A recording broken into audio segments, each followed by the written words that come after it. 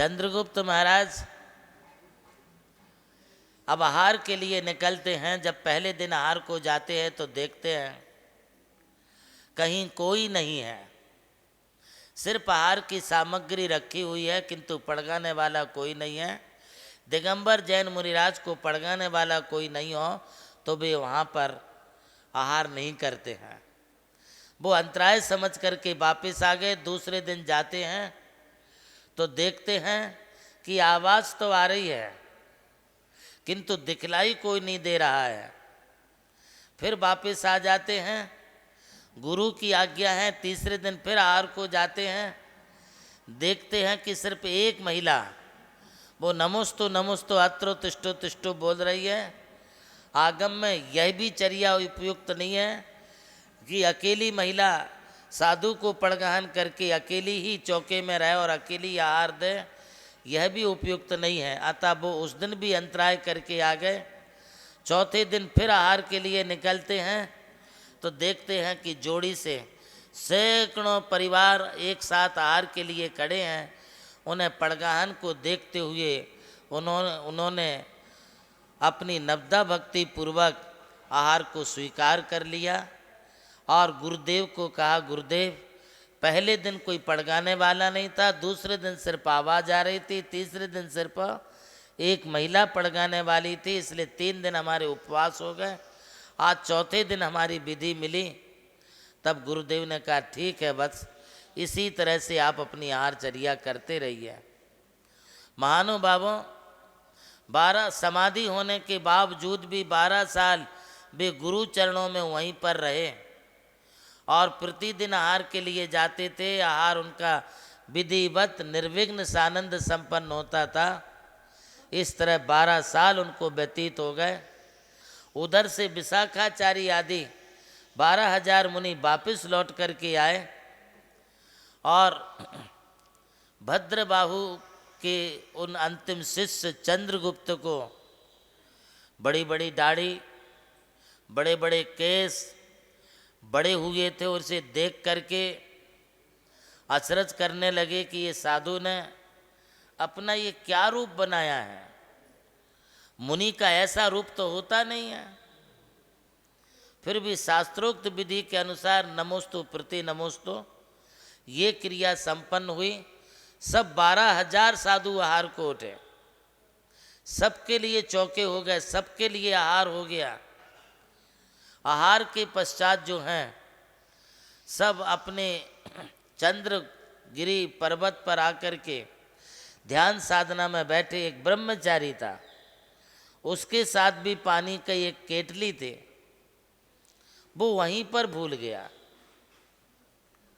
अब उसे शुद्धि को जाना था, पानी नहीं, क्या करे। तो गुरुदेव ने कहा, अपनी जो कमंडल है तेरा वो जा लेकर के आ। वो जाता है, देखता है कि वहाँ कोई है नहीं, सिर्फ वह जो कमंडल है वह पेड़ पर लटक रहा है। उसे कमंडल पेड़ पर मिला, आ गया और गुरुदेव को कहा, गुरुदेव वहाँ तो कोई नहीं है, हमारा कमंडल सिर्फ पेड़ पर लटक रहा था। तब विशाखाचार्य ने विचार किया कि हो ना हो, ये सब चंद्रगुप्त की भक्ति के प्रभाव से देवों की माया थी। 12 साल तक चंद्रगुप्त के लिए देव आहार कराते रहे। आज का हमारा भी आहार देवों के द्वारा हुआ है। मुनिराज देवों के हाथ से आहार लेते नहीं हैं। विशाखाचार्य समेत समस्त मुनियों ने प्रायश्चित ले लिया और चंद्रगुप्त को कहा, चंद्रगुप्त आपकी अंतिम दीक्षा है। जब आपकी दीक्षा हुई और हम लोग चले गए और आपको मुनिचर्या मालूम नहीं रही, इसलिए आपने केशलौंच नहीं किए, आप केशलौंच करिए। उन्होंने सारे केशलौंच वगैरह करके वहीं समाधि साध ली। ये होती है गुरु विनयता। गुरु की विनय करेंगे कभी कोई कमी नहीं पड़ेगी।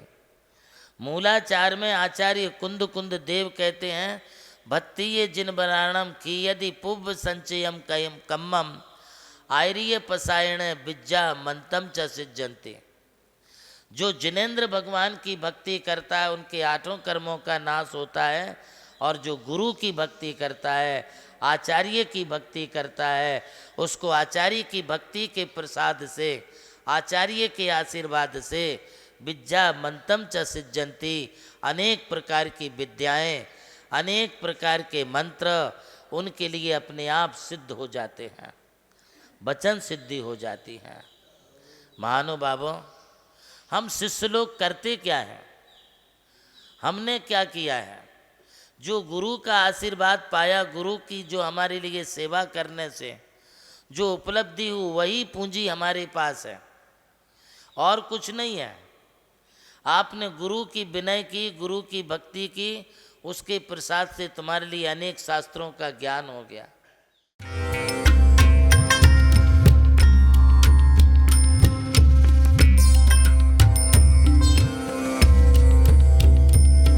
जैन धर्म केवल धर्म नहीं, जन जन का धम है। यही है इस धर्म की संस्कृति।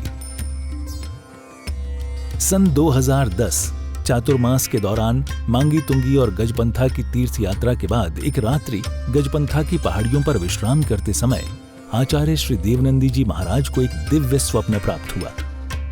स्वप्न में उन्होंने देखा कि एक ऐसा तीर्थ जिसकी कोई कल्पना भी नहीं कर सका था, एक ऐसा स्थान जहां पंच परमेष्ठियों की भव्य मूर्तियां हों, एक ऐसा समव शरण जो समर्पित हो जैन धर्म की शाश्वत परंपरा को। उस दिव्य संकेत को जीवन में उतारने के लिए आचार्य श्री कुंथलगिरी की ओर विहार पर निकल पड़े। वहां एक श्रद्धालु ने अपनी भूमि पूज्य गुरुदेव को समर्पित की और यहीं से आरंभ हुई मुंबई आगरा हाईवे NH3 स्थित णमोकार तीर्थ के निर्माण की महायात्रा।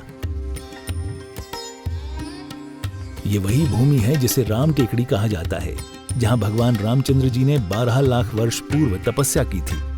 आज यही भूमि बन रही है जैन संस्कृति का जीवंत प्रतीक णमोकार महातीर्थ। यहाँ बन रही है 51 फीट ऊंची अरिहंत परमेष्ठी की मूर्ति, चारों दिशाओं में 31-31 फुट ऊंची अन्य परमेष्ठियों की मूर्तियां। कुल मिलाकर एक अद्वितीय समवशरण की रचना है जिसका वर्णन Guinness book of world record में दर्ज हो चुका है।